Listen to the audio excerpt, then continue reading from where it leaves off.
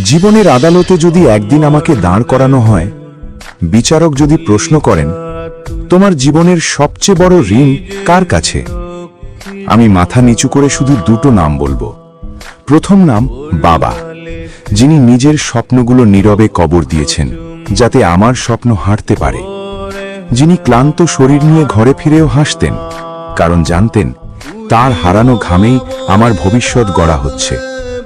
তিনি হারিয়েছেন সময়, আরাম, সুখ, কিন্তু আমাকে হারাতে দেননি।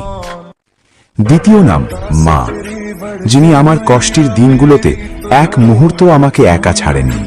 আমার চোখের জল পড়ার আগেই যিনি আঁচল বাড়িয়ে দিয়েছেন, রাতের নীরবতায় আমার ব্যথা শুনেছেন আর দোয়ায় ভিজিয়ে দিয়েছেন আমার জীবন। এই দুই মানুষ, একজন আমাকে দাঁড় করিয়েছেন, আরেকজন আমাকে ভেঙে পড়তে দেননি। জীবনে অনেক মানুষ আসবে যাবে, কিন্তু এই দুই মানুষকে কখনো ভুলে যেও না, কারণ তারা তোমাকে ভালোবাসেন শর্ত ছাড়াই, নিঃশব্দে, আজীবন।